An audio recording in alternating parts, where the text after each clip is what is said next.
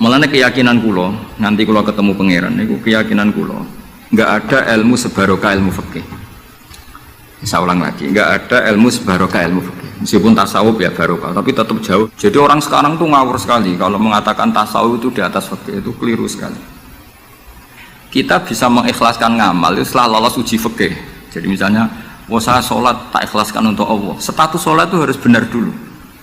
Ada fatihahnya, ada rukuknya, ada sujud. Yang status sholatnya aja nggak benar, kok ini diikhlaskan, diikhlas nombahin, nggak ada. Itu kan seperti sodako. Sodako itu pakai harta, hartanya halal, baru disodakohkan, baru diikhlaskan. Kalau hartanya saja sudah ada halal, atau nggak ada sama sekali, sementing ikhlas ya. Itu ikhlas nombamu. Sementing mulang ikhlas, mulangnya apa yuk ikhlas.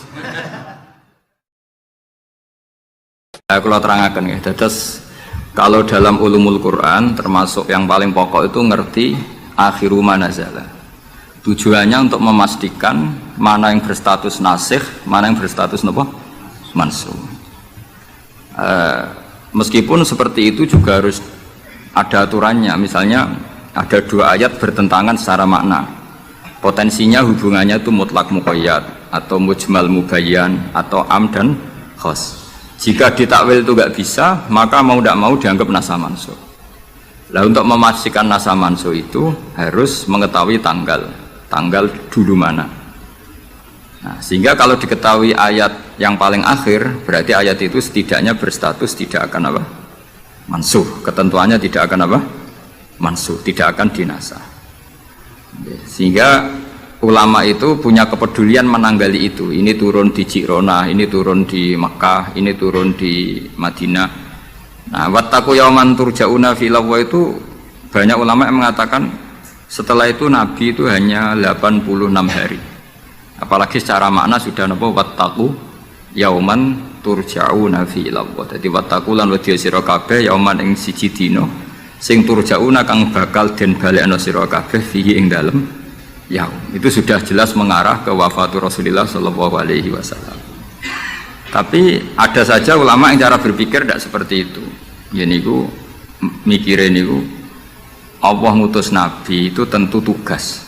Nah, di mana-mana tugas itu bisa berakhir kalau sudah kelar, sudah selesai. Sehingga banyak ulama dengan cara pandang seperti itu ya kira-kira al yauma akmaltu lakum wa asmamtu alaikum ni'mati wa raditu lakumul Islam madina. Karena cara pandang gimana? Nabi jadi rasul itu kan tugas. Di mana-mana tugas itu kalau sudah sempurna ya napa berakhir. Sehingga ayat itu dianggap isyarat napa akan wafatnya Rasulullah sallallahu alaihi wasallam. Mulane keyakinan kula, nanti kula ketemu pangeran niku keyakinan kula, enggak ada ilmu sebarokah ilmu fikih. Saya ulang lagi, enggak ada ilmu sebarokah ilmu fikih. Meskipun tasawuf ya barokah, tapi tetap jauh di atas fikih. Karena ayat al-yauma akmaltu lakum dinakum itu hampir semua ulama itu memastikan itu yang dimaksud adalah tema-tema fikih. Ya, tema-tema apa? Fikih. Ayat sebelumnya kan hurrimat alaikumul maitatu waddamu walahmul hinzi terus wal munkhaniqatu wal mulqatu terus wan natihatu wa ma aklasabu ila ma dzakaitum wa ma dzubiha 'alan nusubi wa antas taqsimu bil aslam. Terus dalikum fisqo, terus al yauma ya isal ladzina kafaru min dinikum fala takhshawhum wakhshawun. Terus al yauma akmaltu lakum dinakum.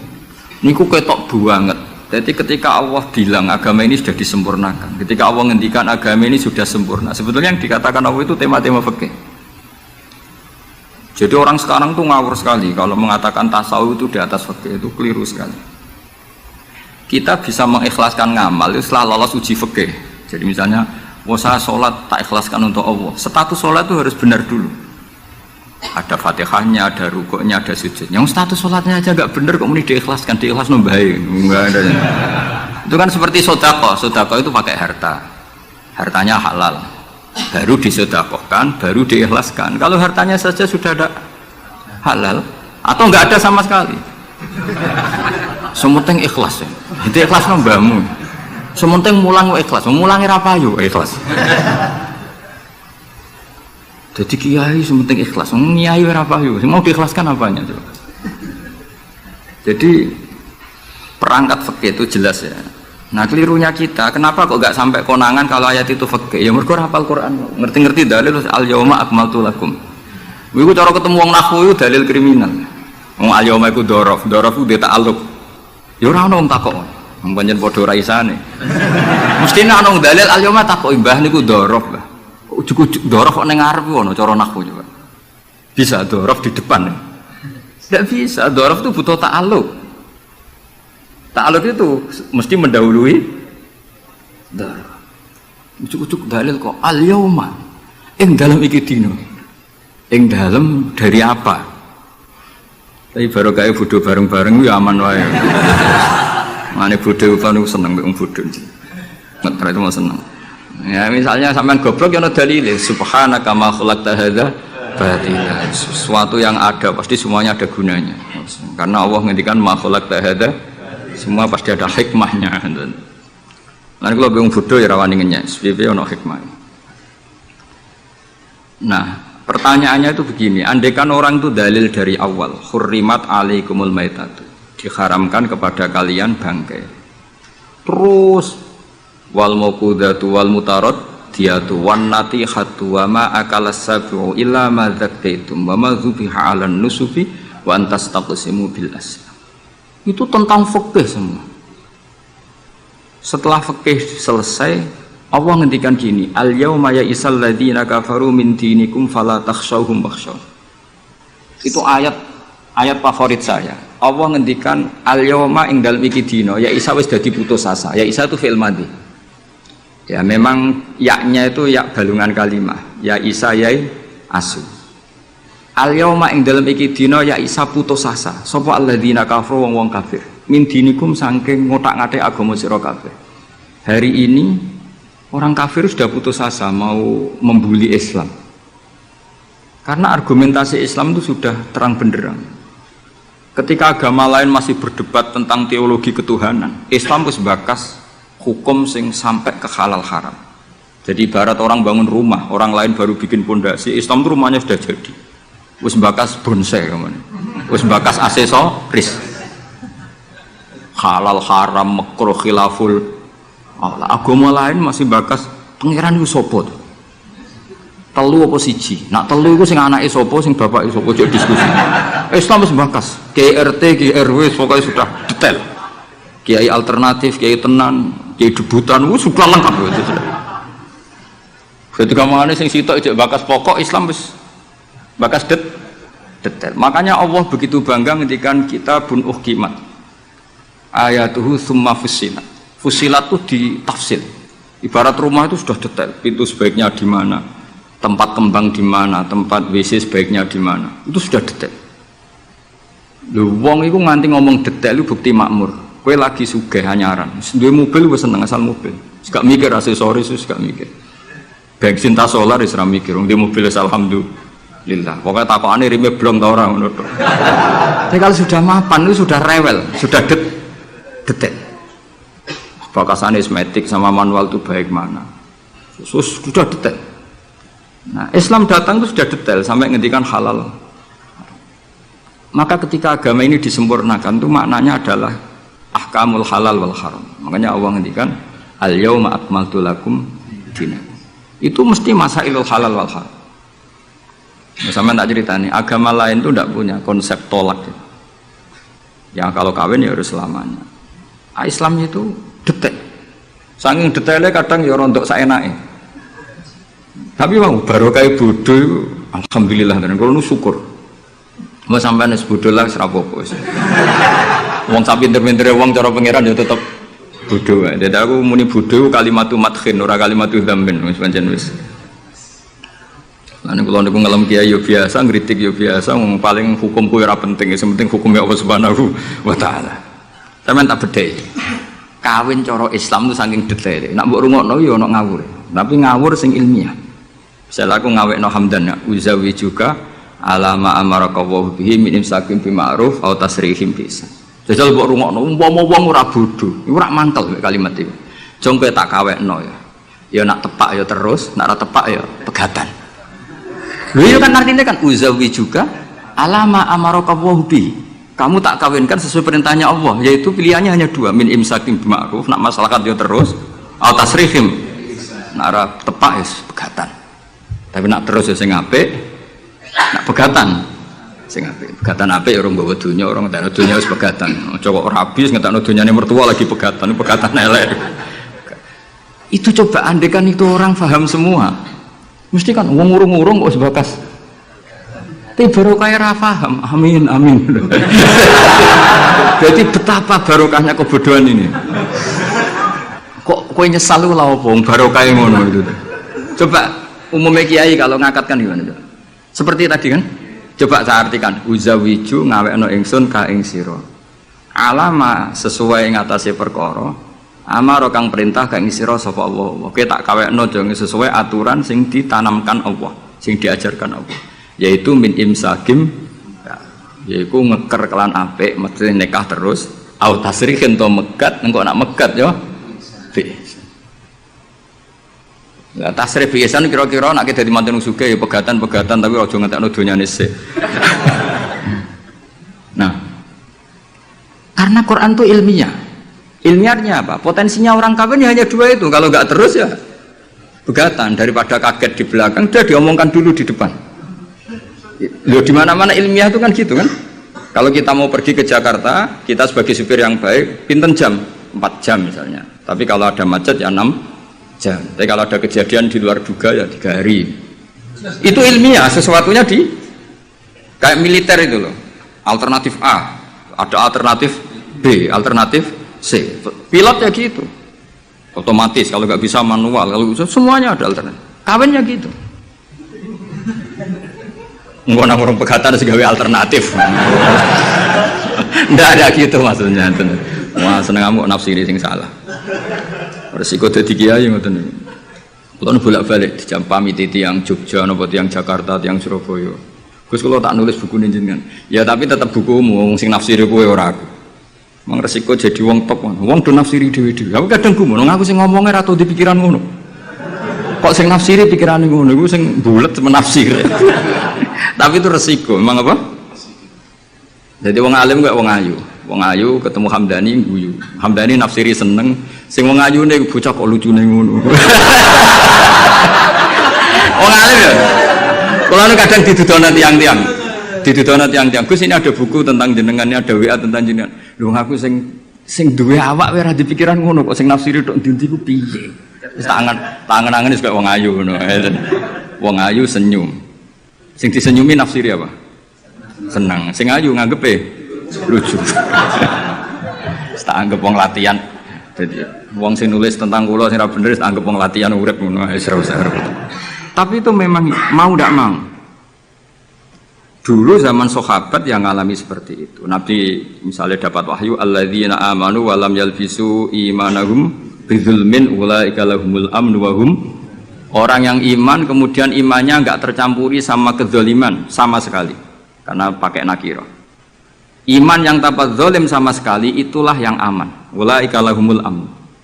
Sahabat punya tafsir sendiri. Karena pikiran mainstream di sahabat, zalim itu watu syai' fi ghairi mahalli.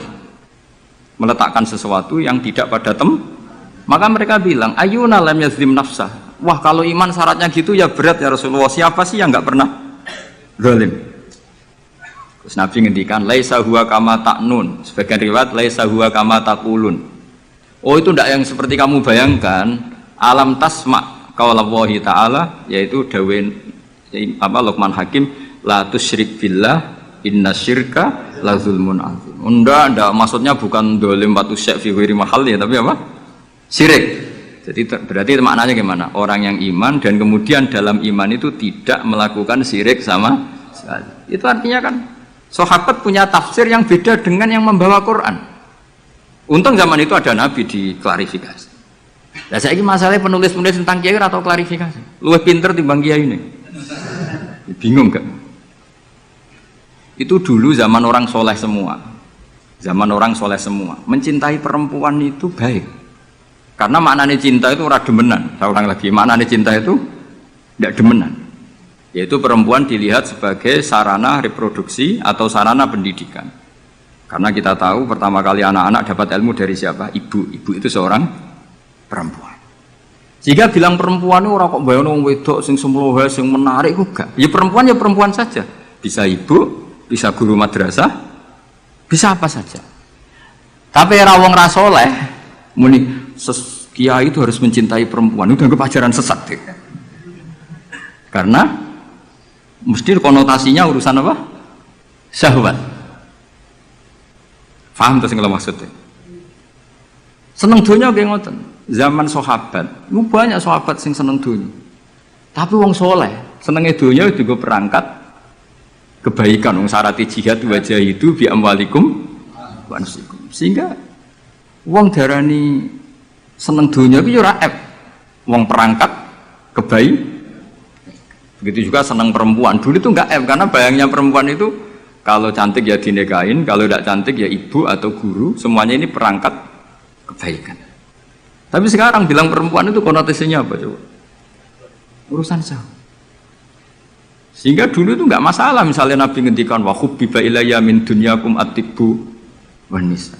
Karena orang masih waras semua, jadi itu enggak melahirkan salah tafsir. Padahal Nabi jelas ngendikan ada 3 hal yang saya ditakdir dicintakan 3 hal itu. Yang 2 itu at-tibbu wan nisa. Pewangian dan perempuan. Tapi dengan makna yang apa? Positif. Karena kalau perempuan enggak dididik, coba anak kamu pertama tahu kebaikan lewat siapa? Ibu. Ibu itu perempuan apa lelaki? Perempuan. Jadi dulu makna perempuan itu enggak harus urusan. Nah, tapi kalau sekarang sampean ngomong itu orang nafsir kan macam-macam. Tapi itu sudah itu resiko. Yang jelas kalau minta seminta-mintanya nafsiri Quran, hadis, nafsiri ulama itu jangan nganggo utekmu dhewe.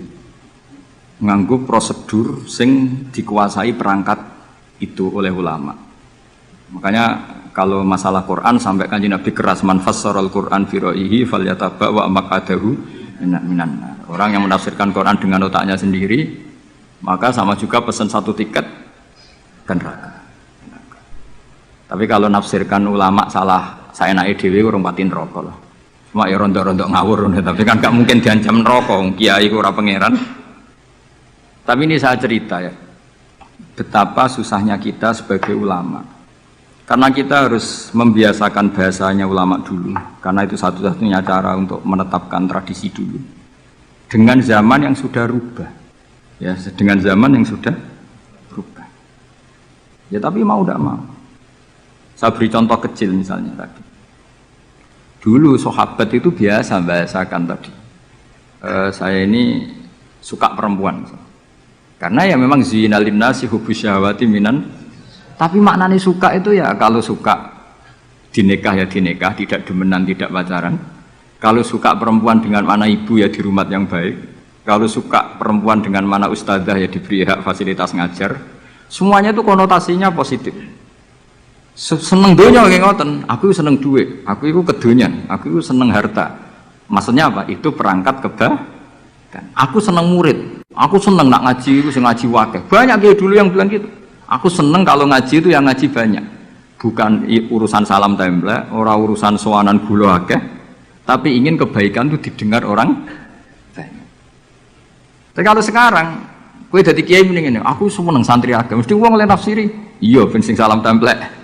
Oke, jadi sekarang perangkat suudzon itu luar biasa.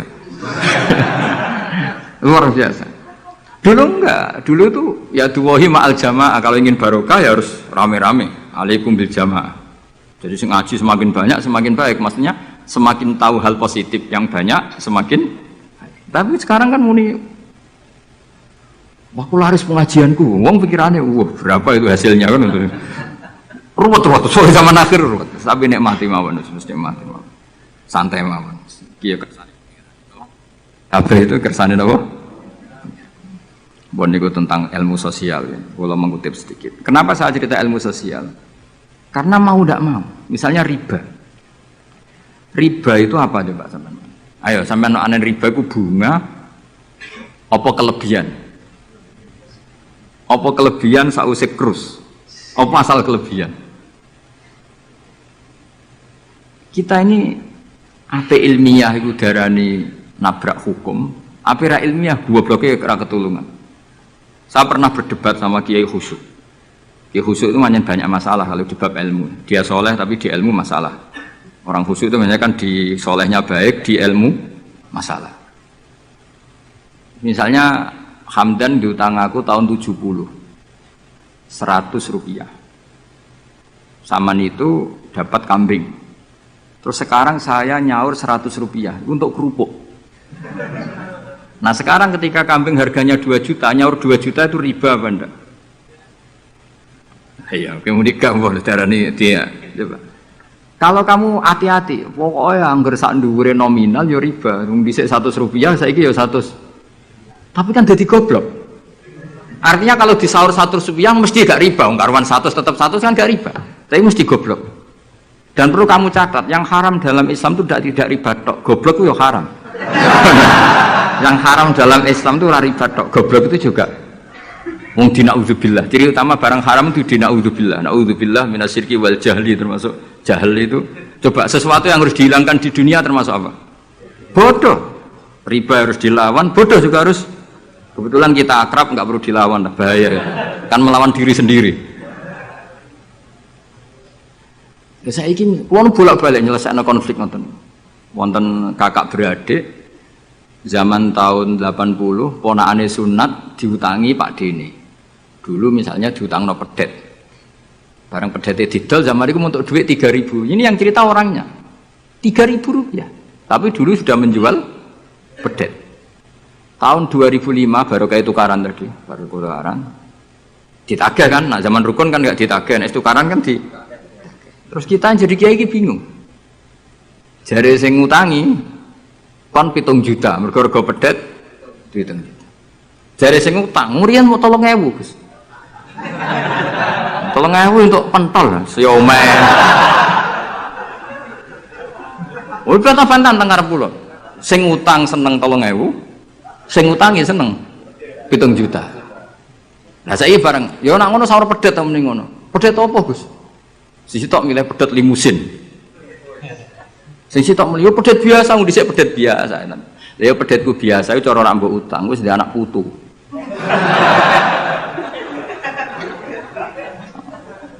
Coba tahun 70 nak duwe anak putu wis. Oh luas kok kandha. Tapi jare sing utang, lah anak mati.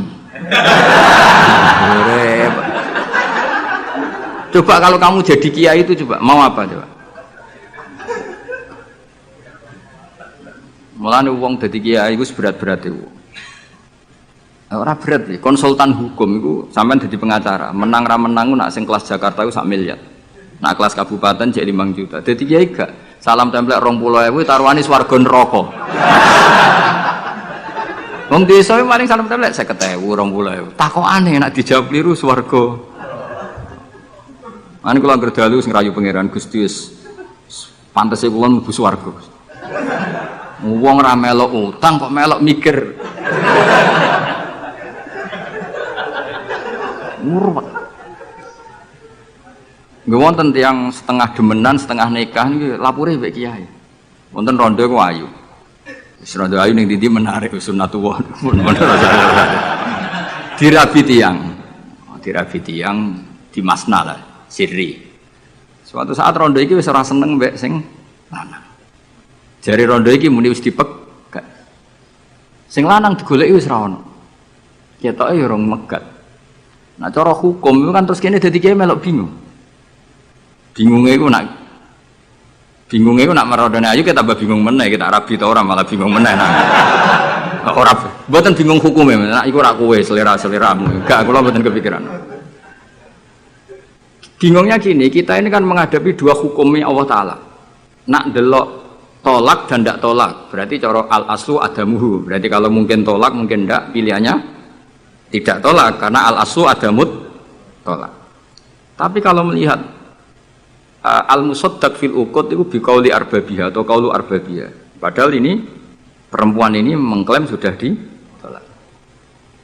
Pertanyaannya, wilayah tolak itu tidak milik perempuan, kita harus mengkonfirmasi sama lelakinya karena yang punya wilayah tolak itu lakinya saya bisa dihubungi. Pernah bisa tak hubungi, tak tanya, Kang, bojomu mbok pegat ta urung? Urung lek Gus, lumayan nggo cadangan. Pusing meneh kan. Dilaporane KUA ora resmi. Coba kira bingung dadi kiai. Ngukumi salah neraka. Ngukumi bener ora melok ngeloni wis jajar kampus. Kan ora untungi. Salam templek mau 20.000 iku. Lho kira ora rasane dadi kiai. Akhirnya kula nak ketemu sing lanang tak wamuk. Kowe nak kepengin ra mlebu neraka, nak megat-megat nak ora-ora. Mergo Quran niku paling anti iku fatadzaruha kal mu'allaqah, ngembahno wedok iku koyo gantungan, kawin ora. Kowe iku mungkin kira mlebu neraka lewat gak megat, tapi iso mlebu neraka mergo mangkelno aku tak omong ngono. Aku donga aku rapati mandi lah, tapi nak ndongak mlebu neraka, kowe mlebu neraka ketoke mandi om. Mangkel Allah. Ya mun Gus tak pegate ben jelas aja ben jelas. Karena ngel-ngel orang jelas. Makanya Allah itu anti betul kalau ada orang lelaki menggantung perempuan. Di antara pantangan yang diajarkan apa? Fala tamilu kullal maili fatadzaruha kal mu'allaqah. Karena dia ini mau butuh cadangan tok. Nak lagi nenengan mbek bojone kok ndek alternatif. Mergo si wong iki zina moh, tapi kalong jatahe biologis ya moh.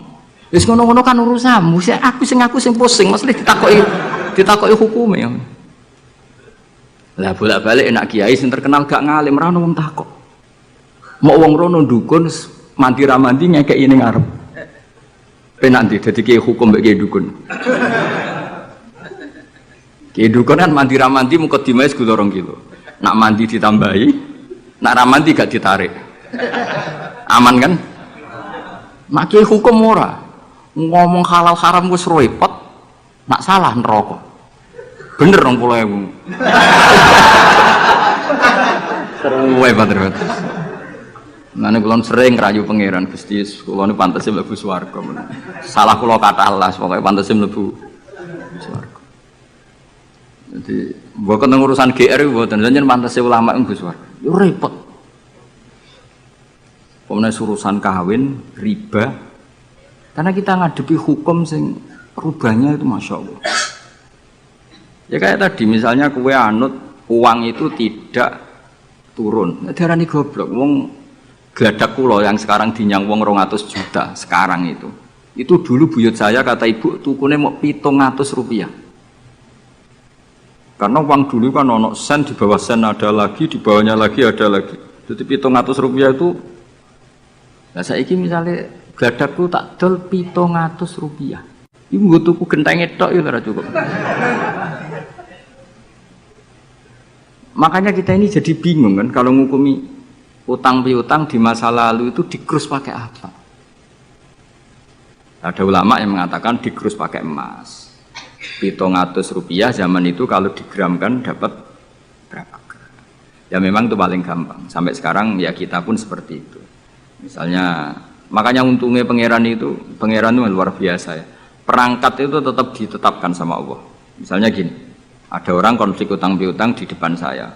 Tak takoki pedet zaman itu regine pinten, Mbah? Zaman itu 700, Gus, atau 3.000. Ya sudah kita tanya di apa itu? Di apa sajalah tanya yang ahli-ahli emas itu tahu. Zaman itu 700 rupiah atau 3.000 dapat emas sekian gram. Mau ndak? Jadi Allah itu menyediakan perangkatnya. Dalah kula nu kathah kanca akrab sing bakul emas. Jadi kula nu akhirnya takok, "Cek iku golek referensi emas tahun 70 itu 3.000 untuk pirang gram." Ternyata ya untuk wakeh. Karena polanya sama, napa? Emas itu kan sama terus sampai ila yaumil kiamat. Makanya bank di dunia pun, World Bank maupun BI sampai sekarang acuannya tetap harga emas. Iku Allah Subhanahu wa taala. Allah itu zat sing maha pinter. Jadi nilai dolar, nilai rupiah gak stabil tapi nak harga emas tetap stabil. Artinya gini, kalau kita utang 1 juta zaman itu kok untuk emas 2 gram, 10 tahun kemudian ya sudah, pokoknya emas 2 gram. Meskipun sekarang harganya 4 juta.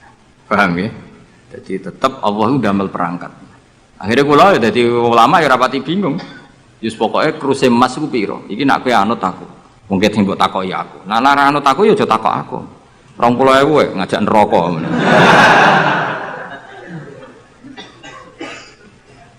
Ya, Maksudnya ini masih ngaji ini mboten. Nah, mulane akhir ayat sing turun ku ayat dan be ayat riba. Goden yo mari riba, riba iku yo mergo den. Saiki sing utang iku ora masyarakat tok, kiai sak santri-santri yo tukang. Mulane BPKB-ne do pinter-pinter. Nak sekolah do suwi yo. Apa sediluk? Ada enggak orang punya motor BPKB-nya di rumah? Ada 10%. Sak kampungmu. Enggak, maksudnya dari satu kampung, itu sing BPKB ra sekolah pirang persen? Berapa? 0%. 0%. Oh, no. Berapa tidak? Oh, no, itu berarti wong kusuk. Weling mesti itu tukang gadekno. Pirang persen Kang Ali? 10 ono. Dari iki ora ono. Jane ono 10. Ono.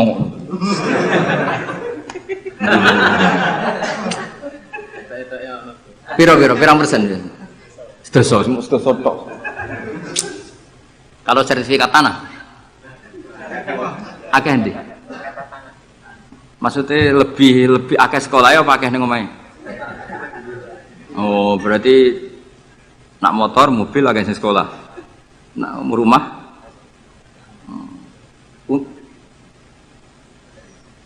akeh sing aman. Alhamdulillah. Ya makanya Nabi nanti ngendikan innamar riba finnasiyah. Ya innamar riba finnasiyah. Karena maksudnya riba itu normalnya memang gara-gara tempo. Makanya kalau suwun sinten mawon yang mencintai saya, usahakan sesuatu itu jangan nasihat. Kulon mboten sombong, kulon nganti sakniki belum pernah beli sesuatu kredit. Karena aku kiai. Maksudnya orang kok ngaramno kredit, aku kiai. Keruwetan kan? Kiai kok ditanggal. Oh, lucu kan? Orang wedi akhirat tapi wedi tanggal. Misalnya mobilku kok kredit itu kan wedi tanggal. Lucu kan? Nak kowe kan pantas ora pati kiai. Kan lucu kan? Wes lucu, boy lucu. Tapi ora haram. Haramno sampe ra ndek mobil. Tapi nak iso nak kiai terutama wong alim ya. Nak kiai rapate alim ra apa-apa. Nak sing alim-alim kan iman.